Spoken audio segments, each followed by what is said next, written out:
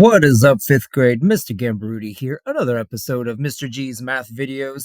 Today, we are going to be looking at our final part in our series of multiplying decimals on a hundreds grid. In today's episode, I'm going to be teaching you how to identify the equation based when they give you a model, and we have to create an equation to match that model. Let's go ahead and jump right into today's lesson. So just as a reminder, our place value blocks. One whole is a flat when we're working with decimals. A rod is worth 1/10, and our minis, they're worth 1/100th when we're working with decimals. Okay, so we have a grid and it's filled in for us. We have to figure out what the equation is. And remember, anytime we're doing multiplication, whether it's whole numbers, whether it's decimals, that first number is going to represent the rows. The second number is going to represent the columns. Rows go left to right, columns go up and down.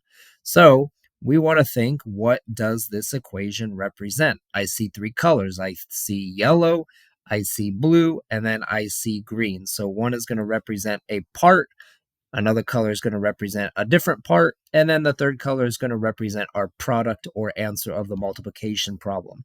So here is our strategy for when we come across these type of problems. They give us the model, we have to match or create the equation. The very first thing we want to do is count the number of rows left to right. Then we're going to count the columns, and then we're going to count the parts that overlap. So I'm noticing that the color yellow in this model is representing the rows. They go left to right. So I am seeing 5 rows of tenths. So the value of that is going to be 5/10. Then when I look at the columns, I see that 4 groups are colored in. So that is going to represent 4/10. Now I want to focus on the part where the colors are overlapping. So I outline that in black.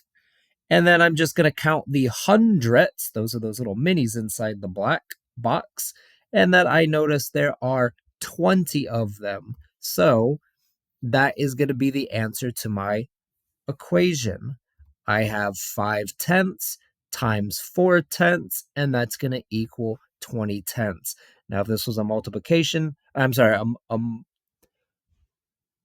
multiple choice equation problem, I would choose the equation that matches what I just showed you. All right, let's go ahead and jump into some more practice. So again, I want to remember rows times columns.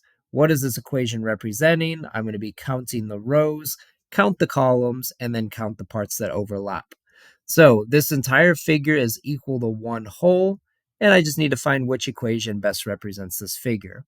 So I can see that it has 7/10 for the rows. 7 groups of 10 are going left to right. 3/10 are the columns, and then that overlapping part is the purple, and that I see there are 21 hundredths in that overlapping part. So I'm going to be coming over to my answer choices. I know my answer has to be 21 hundredths, so I look for which ones I can get rid of. I can get rid of C because that says 2.1 as the answer, and I can also get rid of D as 2.1. So C and D are obviously wrong. That means A and B are what I need to choose from. So this one says 3/10. This one says 3/100. Well, which one matches our thinking? 3/10 or 3/100? That's going to be answer A. 3/10 times 7/10 equals 21 hundredths. So I would choose answer A. All right. I've shown you 2 examples. I'm going to give you 2 on your own.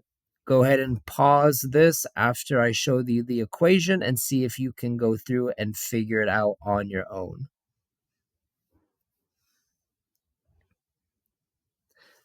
All right, so you've unpaused it, you've thought through it, and hopefully you have the correct answer. When you look at this model, I see that there are 4 groups.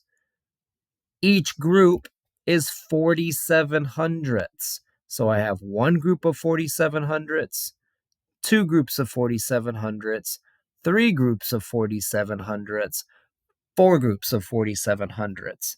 So I think to myself, what would that look like as a multiplication equation? 4 times 47 hundredths, or I could flip them and think about it as 47 hundredths times 4. And then when I look at what it equals, well, I see that there's one full grid. And then in the second grid, there's 88 hundredths. So my answer would be 1 and 88 hundredths. So when I'm looking at my answer choices, I first go look at what I can get rid of. C is obviously wrong because it says 188. And then B is obviously wrong because it says 188 thousandths. So that leaves me between A and D. And looking at it, this says 4.7. It should say 47 hundredths. So D was your answer. Hopefully you got that one right and you were able to think through it. All right, let's take a look at one more example and then we'll wrap up our video.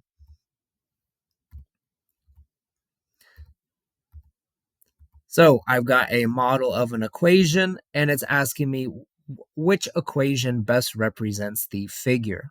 So again, I want you to go ahead and pause this video right now, think through it, use the strategies, and see which answer you think best answers this question. All right, so the first step we want to do is count the number of rows. So when I look at this model, I notice that kind of that pinkish color is going to be representing the rows because it's going left to right. And I see that two groups of tenths are filled in. So that's going to be a value of 2/10. Then when I noticed it, I saw that the blue was representing the columns that's going vertically up and down. I noticed that there were 5/10 being represented. And then I noticed that there was a darker purple color. That's where these two are overlapping right there.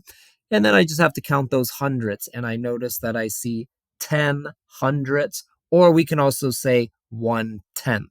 So my equation is 2/10 times 5/10 equals 1/10. Or if I flip those factors around, 5/10 times 2/10 equals 1/10 or 10 hundredths. So the correct answer is going to be A. All right. I said that was the last one. I tricked you. We got one more to do. So here's my problem. Another figure. And again, it's just asking me to figure out which equation matches this model. So